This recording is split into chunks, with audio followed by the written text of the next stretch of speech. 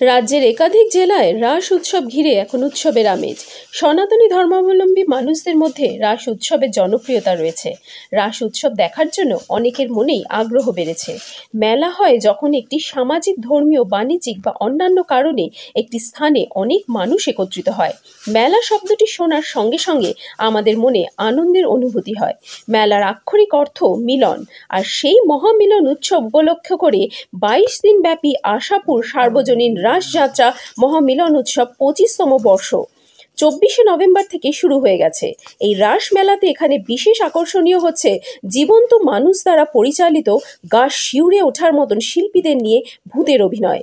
গ্রামীণ মৃৎশিল্পীদের হাতের তৈরি জিনিসগুলো, বিভিন্ন ধরনের মাটির পুতুল বেশি জনপ্রিয় ও মেলার আরেক আকর্ষণ করে তোলে। এই দিন এই ঐতিহ্যবাহী রাস মেলা উৎসবে এলাকার সাধারণ মানুষের ভিড় ছিল চোখে পড়ার মতন। Bureau report, news Bharat 24 hours. এবং আগামী দিনে আরও যেন মেলা ভালোভাবে চলে, আমি এই ক্ষমা প্রার্থনা করি প্রত্যেকটা আমাদের যে সদস্যবৃন্দ আছে বা আমাদের যারা পরিচালক মণ্ডলী আছে। এই কথা বলে আমি আমার বক্তব্য শেষ করলাম। আমার নাম শ্রী রামকৃষ্ণ গুড়িয়া, রাসমেলা কমিটির যুগ্ম সম্পাদক।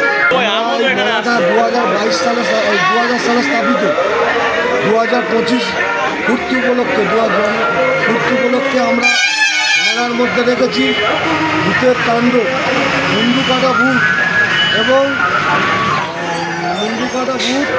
পাগলা গারদ জীবন্ত মানুষ দ্বারা পরিচালিত।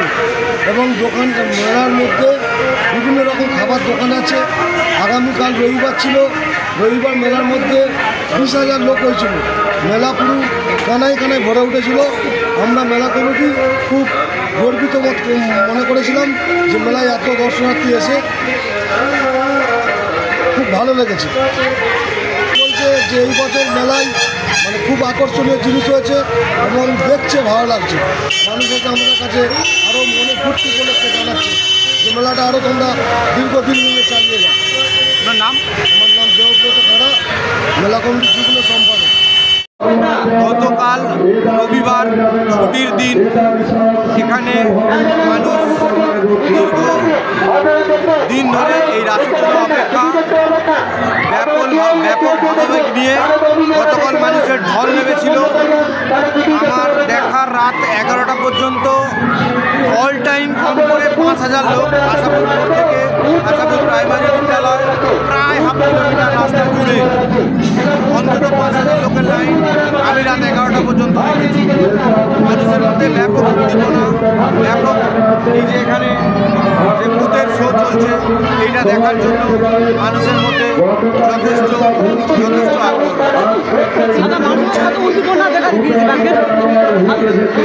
গতকালের কথাই বলছি, ব্যাপক উত্তেজনা আরও হবে। যেহেতু স্কুলগুলোতে পরীক্ষা চলছে, পরবর্তীবার আশা রাখা যাচ্ছে এই ভিড় গতকালে যে ভিড় ছিল তার ডবল আরও বেশি হতে পারে। কতদিন চলবে মেলাটা? মেলা আমাদের 15 ডিসেম্বর পর্যন্ত চলবে। তার কারণ গোয়ানাড়া গোবিন্দপুর হাই স্কুল মাঠে আবার আমাদের 10 তারিখ থেকে আরেকটা রাসমেলার উদ্বোধন হবে। তাই আমরা মেলা এই 15 ডিসেম্বর পর্যন্ত ঘোষিত আছি। আপনার নাম? আমার নাম ধ্রুবজ্যোতি দলপতি, পাতুর পঞ্চায়েত প্রধান।